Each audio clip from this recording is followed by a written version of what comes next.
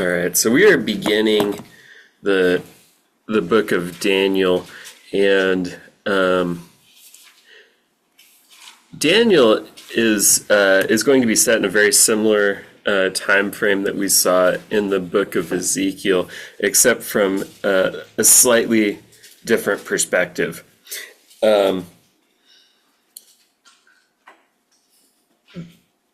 origin of the book of Daniel dates back to the very first battle that King Nebuchadnezzar fought against Judah in 605 BC, and there were three battles. There was 605, and then later in 597 and 587, that Babylon fought against Judah, eventually leading to the fall of Jerusalem after a siege.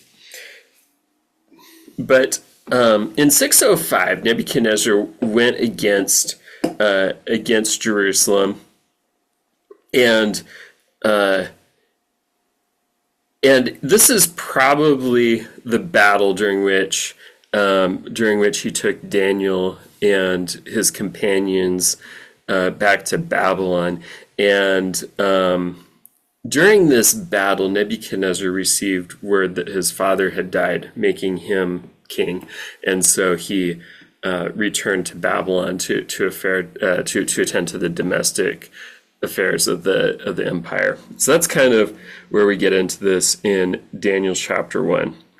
In the third year of the reign of Jehoiakim, king of Judah, Nebuchadnezzar, king of Babylon, came to Jerusalem and besieged it. The Lord gave Jehoiakim, king of Judah, into his hand, along with some of the vessels of the house of God, and he brought them to the land of Shinar, to the house of his God, and he brought the vessels into the treasury of his God. Let's keep going. Verse 3. Then the king ordered Ashpenaz, the chief of his officials, to bring in some of the sons of Israel, including some of the royal family and of the nobles, youths in whom there was no defect, who were good-looking, showing intelligence in every branch of wisdom, endowed with understanding and discerning knowledge, and who had ability for serving in the king's court. And he ordered him to teach them the literature and language of the Chaldeans.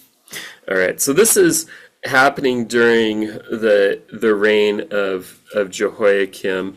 And if you guys remember, Jehoiakim was king of Judah, and then eventually Nebuchadnezzar captured him and installed Zedekiah, who's another son of Josiah, and so this first battle happens during the reign of Jehoiakim, and he conquers. He's victorious over Jerusalem, takes some of the vessels from the house of God back to Babylon, and then we see in verse 3 and 4 that the king also took several captives. Now there's sort of three waves of captives. Daniel is taken in this first wave. Then in the second wave in 597, Ezekiel was taken into the province of Babylon near the Kibar River. And then finally in 586, most of the city was taken into exile.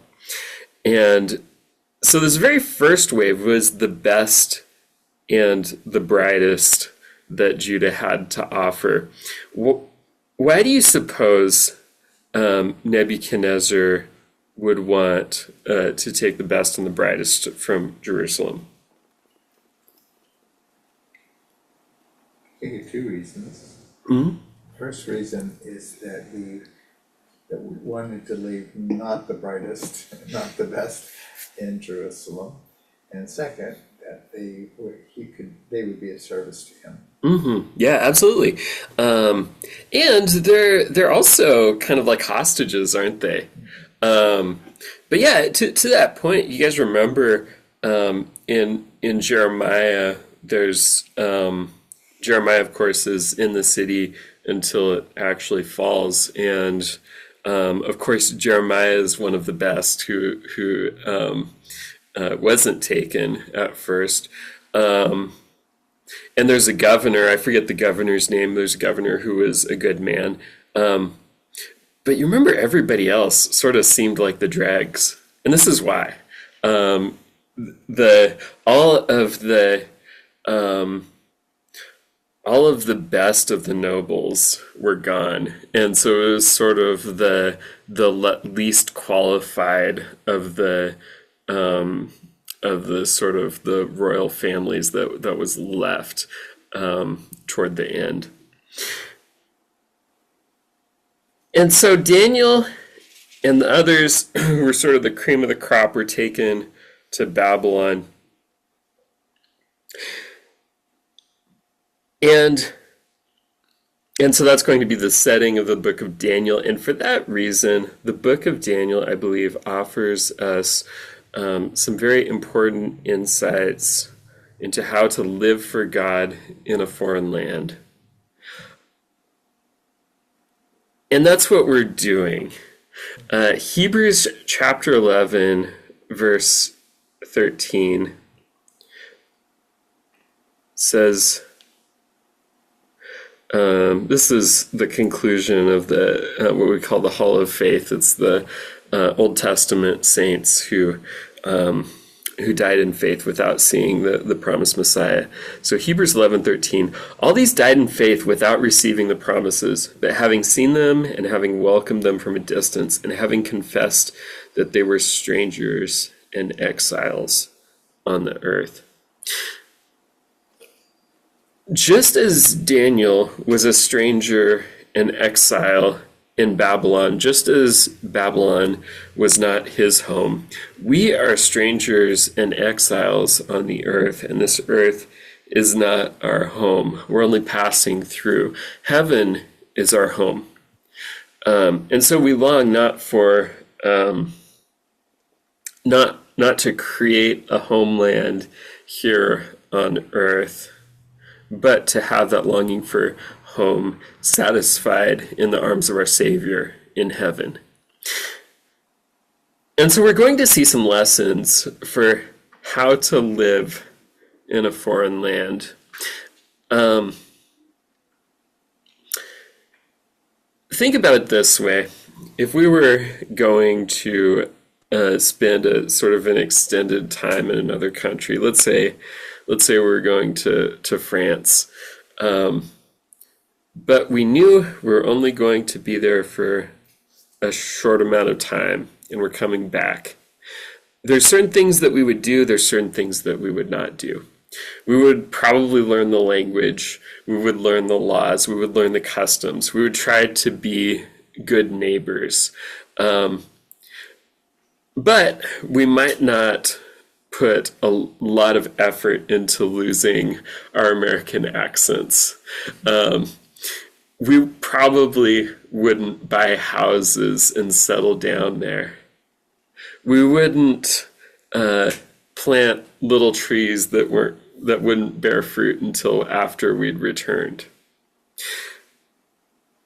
And to this point, I believe God's desire for us on this earth is that we would be good citizens, that we would be good neighbors, that we would truly exhibit the fruit of His Spirit in our lives, but that we would not make ourselves comfortable here, that we would not settle down as if we're never leaving, but that we would have an eye always of returning to where our true home is. And this is the promise of Daniel. He knows that through the prophecies that they're going to be there for 70 years. And so he's taken as a young man, and he's probably got some hope that, hey, if I live to be very old, there's a chance I might even see the beginnings of that promise being fulfilled. So, verse 5. The king appointed for them a daily ration from the king's choice food and from the wine which he drank, and appointed that they should be educated 3 years, at the end of which they were to enter the king's personal service. Now among them from the sons of Judah were Daniel, Hananiah, Mishael, and Azariah. Then the commander of the officials assigned new names to them, and to Daniel he assigned the name Belteshazzar, to Hananiah Shadrach, to Mishael Meshach, and to Azariah Abednego. So names in the ancient world were significant, and of course they all had meanings. Daniel means God is my judge. Hananiah means beloved of the Lord. Mishael means who is as God. Azariah means the Lord is my help. And you can tell that these are Hebrew names because they have the name of God embedded in them. So you'll notice Daniel ends with El. El is one of the names of God, or Elohim. Hananiah ends with a Yah, as in the first part of God's covenant name, Yahweh. And so you can see this in I'd say most Hebrew names have a name of God embedded in them. They were given new names. They were given new names with the intention of giving them new identities. The world is going to want us to take on its identity. Belteshazzar, which is Daniel's new name, means Bel's prince. Bel is one of the gods of the Babylonians. Shadrach means illuminated by the sun god. Meshach means who's like Shach, who's Shach is possibly a Babylonian name for a Middle Eastern goddess. Abednego means servant of Nego, another Babylonian god. And so they're given new names as a way to give them a new identity. They were to eat at the king's table, daily ration from the king's choice food and from the wine which he drank. And so they were given the king's food. It's not with the intention of them being nourished by the world. And they were given a 3-year education to the end of being indoctrinated by the world and its systems. This is still the game that Satan and the world want to run, that is to give us a worldly identity, worldly nourishment, and a worldly indoctrination. So we're going to see how they respond. Verse 8, but Daniel made up his mind that he would not defile himself with the king's choice food or with the wine which he drank. So he sought permission from the commander of the officials that he might not defile himself. Now God granted Daniel favor and compassion in the sight of the commander of the officials. And the commander of the officials said to Daniel, I'm afraid of my lord the king, who has appointed your food and your drink. For why should he see your faces looking more haggard than the youths who are your own age? Then you would make me forfeit my head to the king. So, notice of these three, the new names, the new education, the new food, which one do they refuse? The food, right?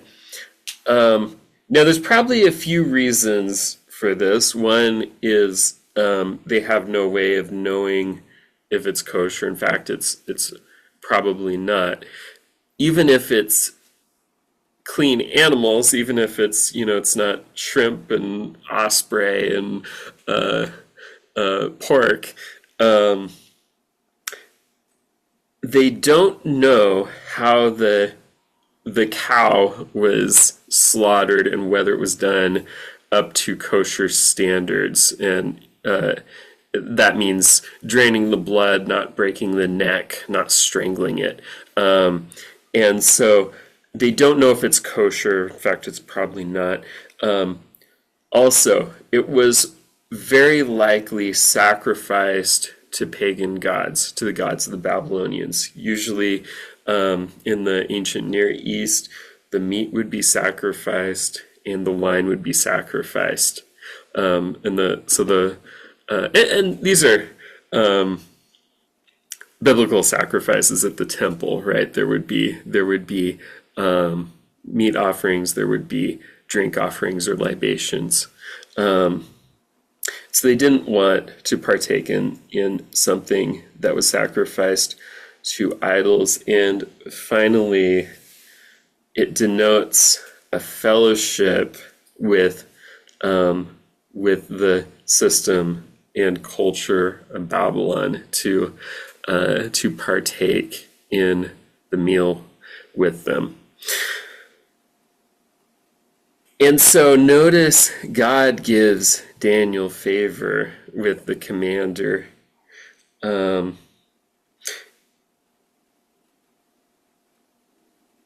Now we could perhaps imagine how Daniel possibly even could have been tempted to give in. I don't know if you've ever thought this way going through a trial, but I think there's a temptation to say, God has let me down. God has allowed me to be taken into exile in Babylon, even though others were not.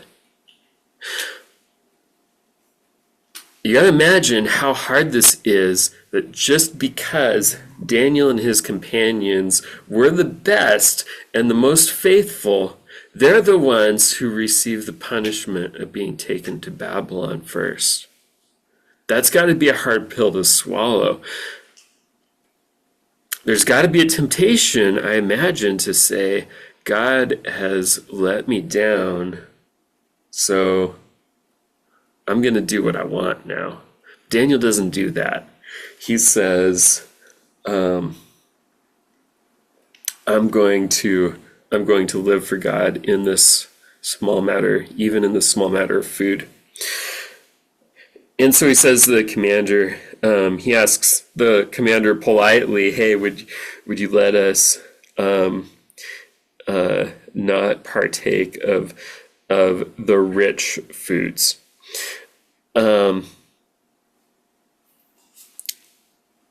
Verse 12, please test your servants. We didn't read this part yet. So verse 10, the commander says, look, you're not going to look healthy after not eating, and then it's going to be my head on the line. Verse 11, but Daniel said to the overseer, whom the commander of the officials had appointed over Daniel, Hananiah, Mishael, and Azariah, please test your servants for 10 days, and let us be given some vegetables to eat and water to drink. Then let our appearance be observed in your presence, and the appearance of the youths who are eating the king's choicest food, and deal with your servants according to what you see. And so Daniel here says, I'm not going to make my morals your burden. Test us in this. Let us eat only vegetables for 10 days, and we're going to look healthier than everyone else. This is not a testament to the health of a vegetarian diet. This is Daniel's trust that the Lord is going to preserve them through their faithfulness. Fact is that when God acts on our behalf, it will be evident. People are going to see it. I think there's a lesson here for us as well as we seek to live in Babylon, so that there are some things we can accept, right? Daniel and his companions accept being called by different names because they know what their identity is. They don't have any power over what somebody else calls them, but they know what their identity is. So they're going to answer to these different names. They're going to accept the education, the indoctrination, because they already know where their faith is, but they are not going to have fellowship with Babylon and its systems by eating of these delicacies that have been sacrificed to idols. And I feel like I got off on a bit of a tangent, but they say to the king's servant, "Test us. We're gonna look healthy after these 10 days." Oh yeah, and there's a lesson for us in here as we live in Babylon, and that is to say, I'm not going to take shortcuts in my life, my work, my dealings. I'm not going to take shortcuts. I'm not going to lie. I'm not going to defraud anyone. And I'm also going to do a better job than anyone else. I'm going to do it the right way, and I'm going to be excellent for the glory of God. Verse 14. So he listened to them in this matter and tested them for 10 days. At the end of 10 days, their appearance seemed better, and they were fatter than all the youths who had been eating the king's choice food. So the overseer continued to withhold their choice food and the wine they were to drink, and kept giving them vegetables. Okay, so notice God gives them strength.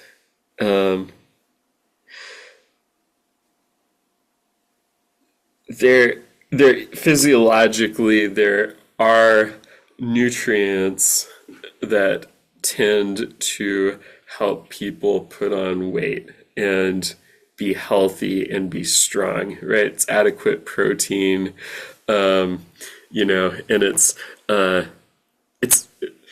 really it's in meat, right? Meat helps you put on weight. Vegetables don't.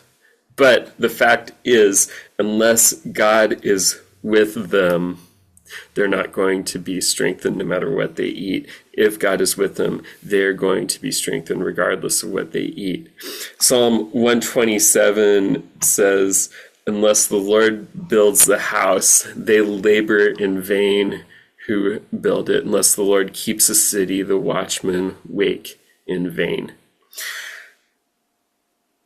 Trying to do something without God is folly, but with God, if we are faithful, nothing can thwart God's purposes from being accomplished.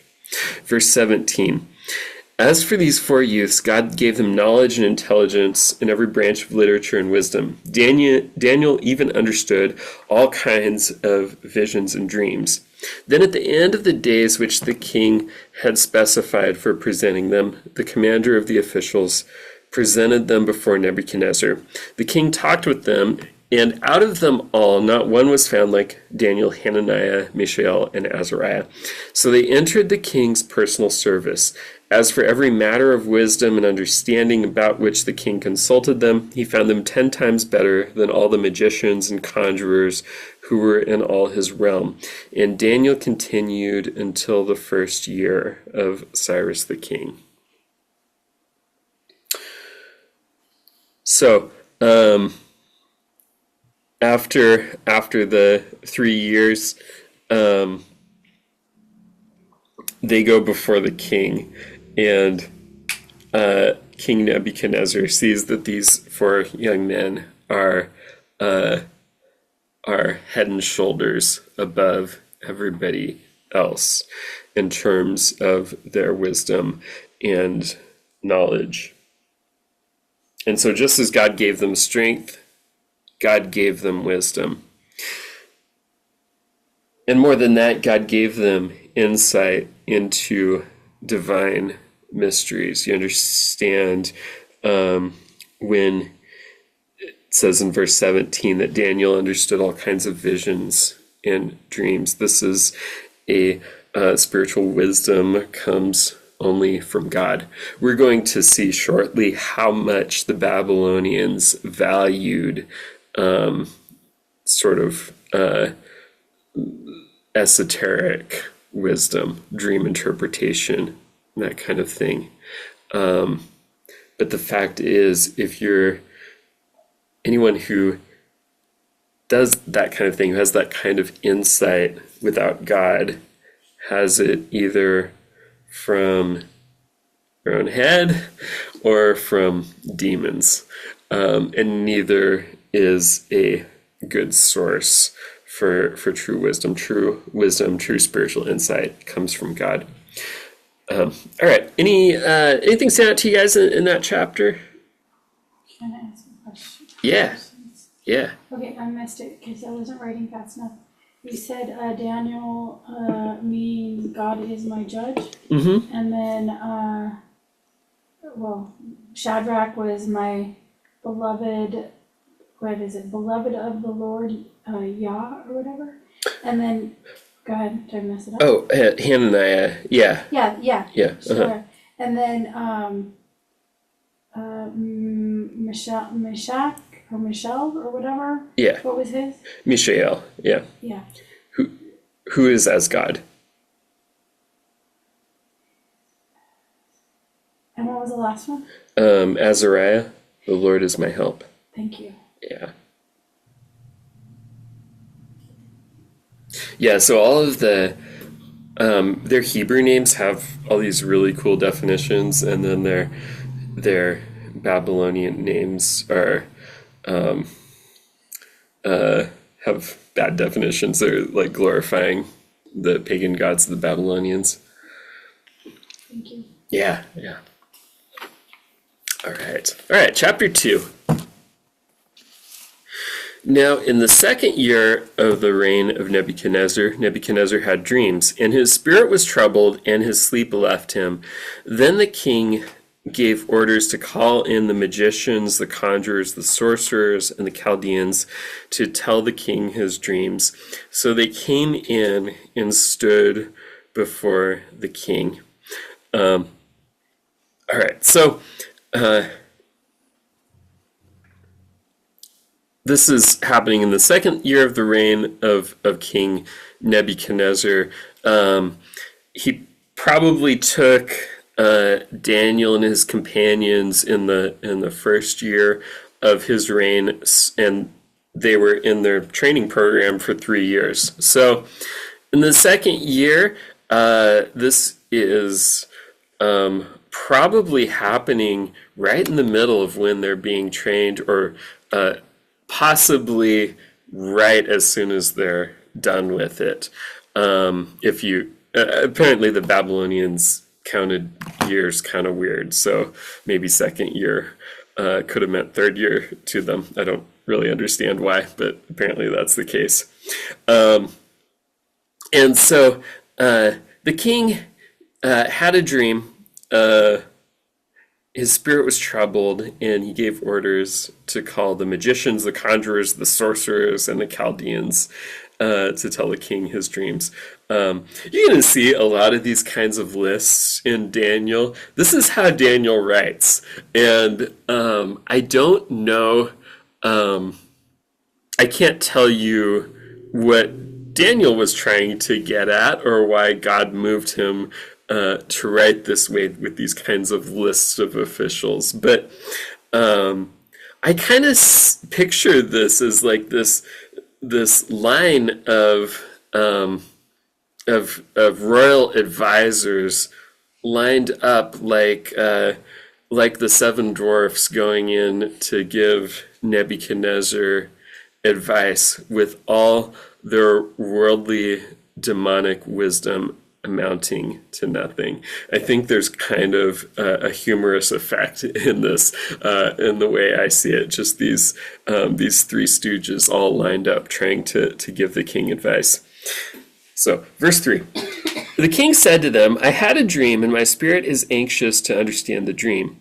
Then the Chaldeans spoke to the king in Aramaic. O king, live forever. Tell the dream to your servants, and we will declare the interpretation. The king replied to the Chaldeans, the command from me is firm. If you do not make known to me the dream and its interpretation, you will be torn limb from limb, and your houses will be made a rubbish heap. But if you declare the dream and its interpretation, you will receive from me gifts and a reward and great honor. Therefore, declare to me the dream and its interpretation. They answered a second time and said, let the king tell his dream to his servants, and we will declare the interpretation. The king replied, I know for certain that you are bargaining for time, inasmuch as you have seen the command from me is firm, that if you do not make the dream known to me, there is only one decree for you have agreed together to speak lying and corrupt words before me until the situation is changed.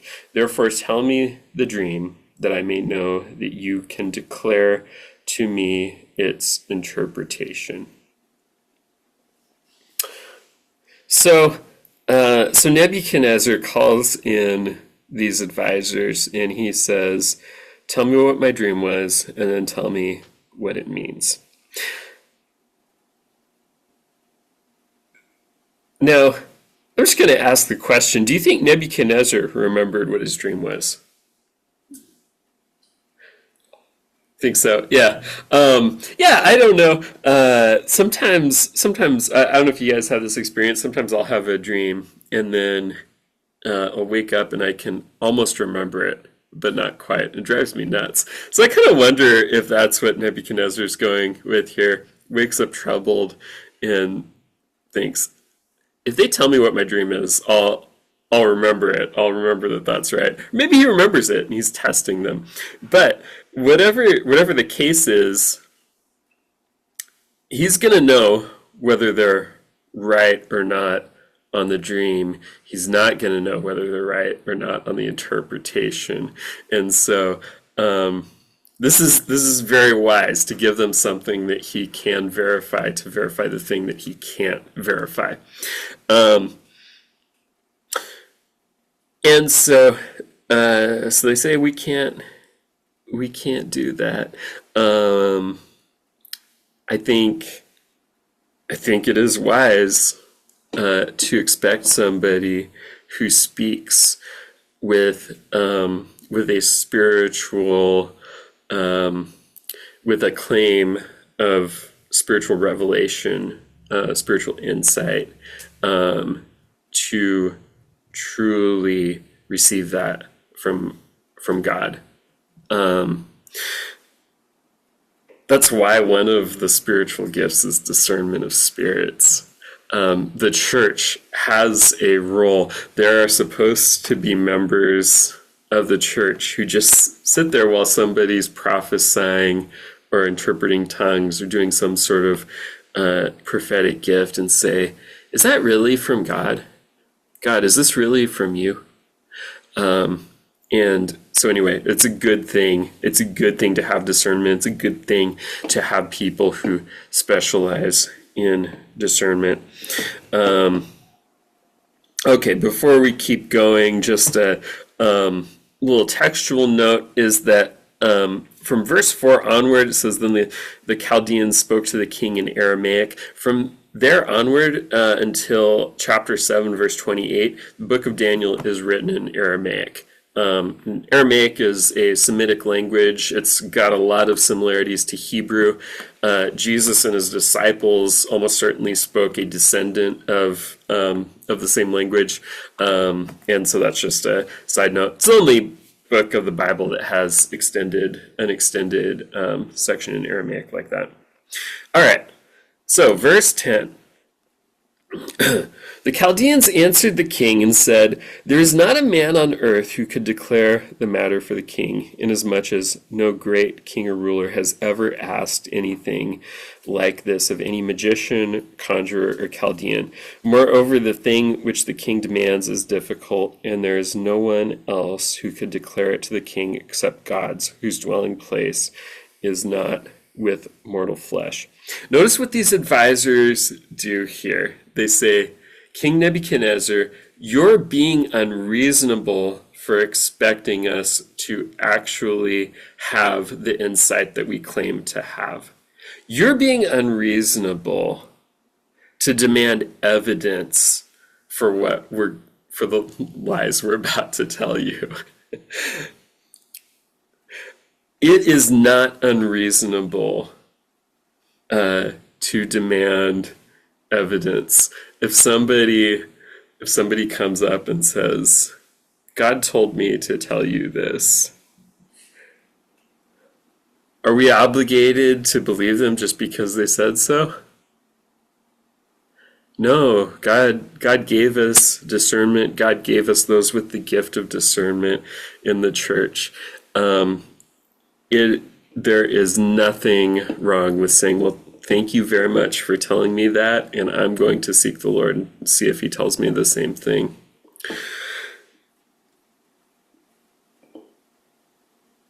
But they're trying to fool him. They're trying to say, "King Nebuchadnezzar, you're the one who's crazy for asking for evidence."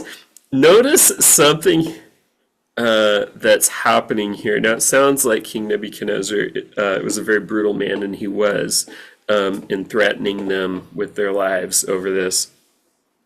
But this is in the second year of his reign. He's just taken over after his father's death, and he's inherited, most likely, all of these royal officials. And he's wondering, do these guys actually have knowledge from all of the idols I worship? Or are they just making this all up? So he's going to test them. And we're going to see they're not able to do it. Verse 12, because of this, the king became indignant and very furious and gave orders to destroy all the wise men of Babylon. So the decree went forth that the wise men should be slain. And they looked for Daniel and his friends to kill them. And so you can see the brutality of this, right?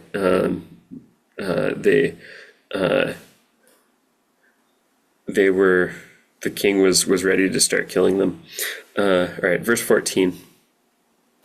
Then Daniel replied with discretion and discernment to Arioch, the captain of the king's bodyguard, who had gone forth to slay the wise men of Babylon. He said to Arioch, the king's commander, "For what reason is the decree from the king so urgent?" Then Arioch informed Daniel about the matter. So Daniel went in and requested of the king that he would give him time in order that he might declare the interpretation to the king.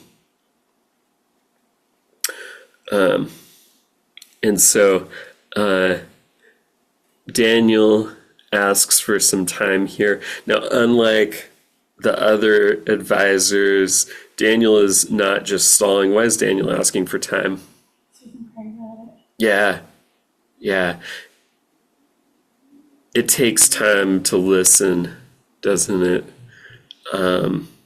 It takes time. And isn't it worth a little bit of time to spend it listening for God's voice, that we might receive wisdom from on high? Verse 17, then Daniel went to his house and informed his friends Hananiah, Mishael, and Azariah about the matter, so that they might request compassion from the God of heaven concerning this mystery, so that Daniel and his friends would not be destroyed with the rest of the wise men of Babylon. So they pray together. Why is praying together so powerful?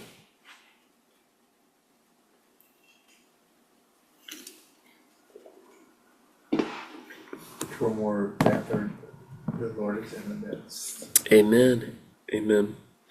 God gave us the opportunity for faith, the gift of the opportunity for faith, not only as something to be exercised alone, but something to be exercised in community. And there is a great power when we agree in prayer. Verse 19. Then the mystery was revealed to Daniel in a night vision. Then Daniel blessed the God of heaven. Daniel said, "Let the name of God be blessed forever and ever, for wisdom and power belong to him. It is he who changes the times and the epochs. He removes kings and establishes kings. He gives wisdom to wise men and knowledge to men of understanding. It is he who reveals the profound and hidden things. He knows what is in the darkness, and the light dwells with him. To you, O God of my fathers, I give thanks and praise, for you have given me wisdom and power. Even now you have made known to me what we requested of you, for you have made known to us the king's matter." And so God answers Daniel in a vision, right? Daniel and his friends pray together. As far as we know, they don't get an answer while they're praying, but they go to sleep that night. Daniel gets a vision. Verse 24, Then Daniel went to Arioch, whom the king had appointed to destroy the wise men of Babylon. He went and spoke to him as follows: "Do not destroy the wise men of Babylon. Take me into the king's presence, and I will declare the interpretation to the king." Then Arioch hurriedly brought Daniel into the king's presence and spoke to him as follows: "I have found a man among the exiles from Judah who can make the interpretation known to the king." The king said to Daniel, whose name was Belteshazzar, "Are you able to make known to me the dream which I have seen and its interpretation?" Daniel answered before the king and said, "As for the mystery about which the king has inquired, neither wise men, conjurers, magicians, nor diviners are able to declare it to the king. However, there is a God in heaven who reveals mysteries, and he has made known to King Nebuchadnezzar what will take place in the latter days. This was the dream and the visions in your mind while on your bed. As for you, O king, while on your bed, your thoughts turned to what would take place in the future. And he who reveals mysteries has made known to you what will take place. But as for me, this mystery has not been revealed to me for any wisdom residing in me more than any other living man, but for the purpose of making the interpretation known to the king, and that you may understand the thoughts of your mind." Notice the humility of Daniel here, to say, God gave me insight into your dream, and it's not because I'm better than anyone, it's because God is having mercy on you.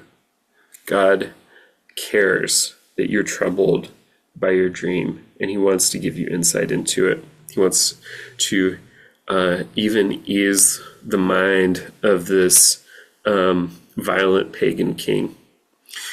Verse 31, "You, O king, were looking, and behold, there was a single great statue. That statue, which was large and of extraordinary splendor, was standing in front of you, and its appearance was awesome. The head of that statue was made of fine gold, its breast and its arms of silver, its belly and its thighs of bronze, its legs of iron, its feet partly of iron and partly of clay. You continued looking until a stone was cut out without hands, and it struck the statue on its feet of iron and clay and crushed them. Then the iron, the clay, the bronze, the silver, and the gold were crushed all at the same time and became like chaff from the summer threshing floors. And the wind carried them away so that not a trace of them was found. But the stone that struck the statue became a great mountain and filled the whole earth." That's a pretty trippy dream, isn't it? Like, if you had that dream, wouldn't you be troubled? And so Daniel gives Nebuchadnezzar the dream, and that's the part Nebuchadnezzar knows and can verify. Now here's the interpretation. Verse 36. This was the dream. Now we will tell its interpretation before the king. You, O king, are the king of kings, to whom the God of heaven has given the kingdom, the power, the strength, and the glory. And wherever the sons of men dwell, or the beasts of the field, or the birds of the sky, he has given them into your hand, and has caused you to rule over them all. You are the head of gold. After you there will arise another kingdom inferior to you, then another third kingdom of bronze, which will rule over all the earth. Then there will be a fourth kingdom as strong as iron, inasmuch as iron crushes and shatters all things. So like iron that breaks in pieces, it will crush and break all these in pieces. In that you saw the feet and toes, partly of potter's clay and partly of iron, it will be a divided kingdom, but it will have in it the toughness of iron, inasmuch as you saw the iron mixed with common clay. As the toes of the feet were partly of iron and partly of pottery, so some of the kingdom will be strong and part of it will be brittle. And in that you saw the iron mixed with common clay, they will combine with one another in the seed of men, but they will not adhere to one another, even as iron does not combine with pottery. All right. So here's the interpretation. The head of gold is Babylon, and more specifically Nebuchadnezzar. And that's got to sound good to Nebuchadnezzar, right? You are the head of gold. Even though the subsequent kingdoms had greater reach than Babylon, none of them had the centralized authority centered in one man that Babylon had. And so I believe that's sort of why the next kingdoms are referred to as inferior. So down from the head of gold, there's the shoulders of silver. This is speaking of Persia, the Medo-Persian Empire, and this was, of course, we know it under Cyrus the Great, but it had nobles who were equal to the king in all but title. Greece is the trunk of brass, and we know that of course under Alexander the Great, he conquered a huge part of the known ancient world, but the kingdom fell to four of his descendants and was divided between them. And then Rome is iron here. Iron, of course, being a very very tough and hard metal that crushes.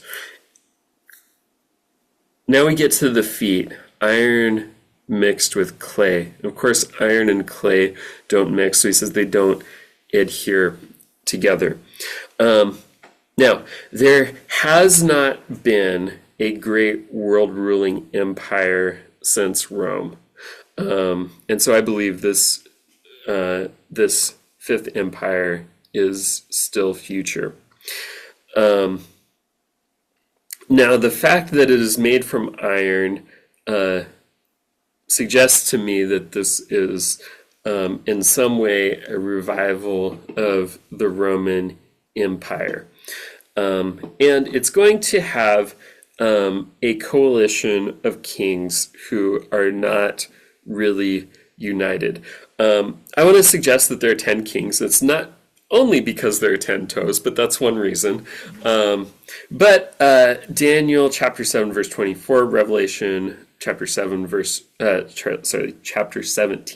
verse 12 speak of a ruling coalition of 10 kings in the end times. I believe this is speaking of the same end times world ruling empire. So what happens to the feet of clay? Well, by the way, that's where that That's where that phrase comes from, feet of clay. It's from this vision. A stone cut without hands strikes the feet of clay and shatters not only the feet, but the whole statue, I believe, showing that this final world empire is going to encompass the whole world, and when it's destroyed, all of everything encompassed by these empires is going to fall. What does the stone represent? Jesus.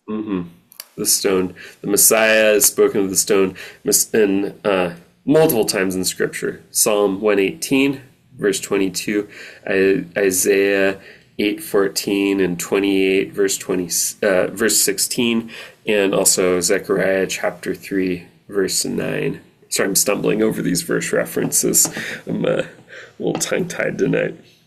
But we know from prophecy that Jesus is going to return and shatter that end times world ruling empire, the stone cut without hands. All right, verse 46.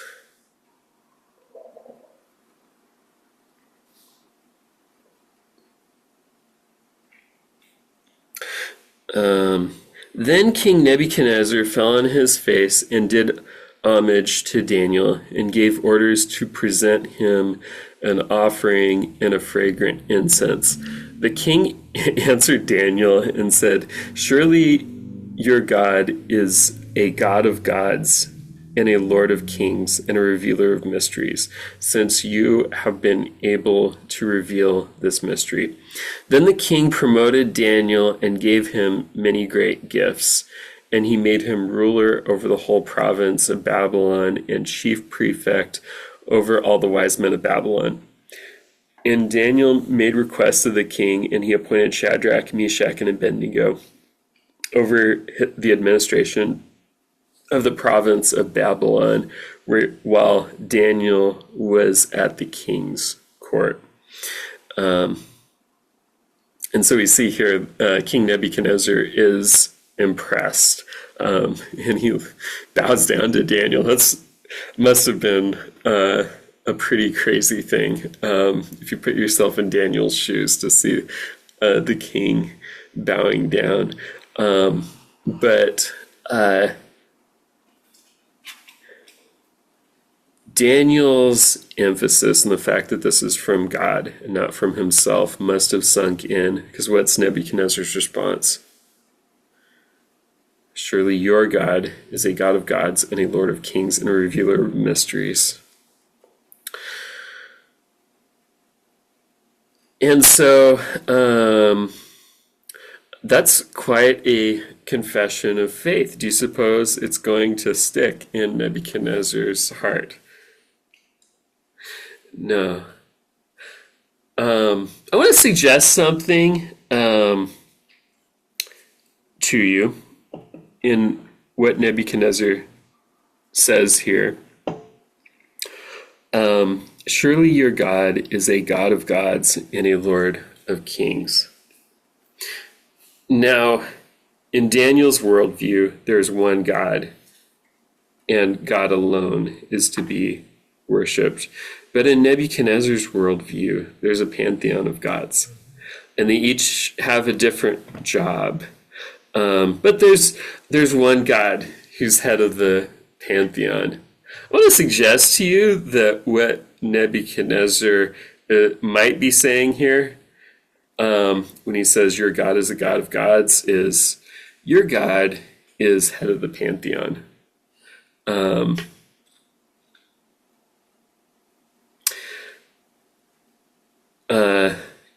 And Lord of Kings, this is probably a humbling thing for him to recognize that God is greater than he is. But it stops short of the honor and worship that God is due. That is not just to make him more important than the other gods. That is to worship God alone and to destroy the idols built to the other gods. And Nebuchadnezzar has not done that. And even today, when people don't have this worldview of a pantheon of gods, it is still vital as a part of coming to faith that we would recognize it's not just God is the most important influence in my life, but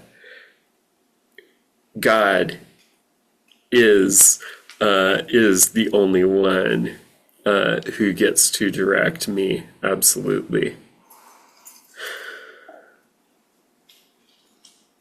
God is the only one who is worthy of me offering my life to him because Christ gave his life for me. And so Nebuchadnezzar appoints Daniel to serve at the king's courts, and Daniel requests that he would appoint the other faithful Hebrews over the province of Babylon. So Shadrach, Meshach, and Abednego have authority in the province of Babylon. Daniel's in the city of Babylon at the king's court. So we went kind of long, so I think we're going to end at chapter 2 tonight. Did the Lord speak anything to you in these chapters that you'd like to share?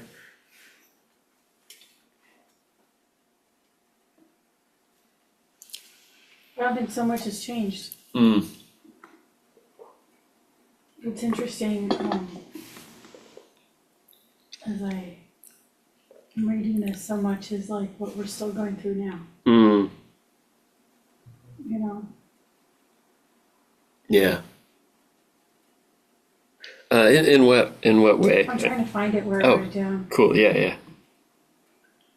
but who knows? Yeah. I agree with you. Just I think the way we, I don't know. No, I'm sorry. I don't remember. No worries. Yeah. No, that's, I agree with you 100%. There's a lot of insight. Oh.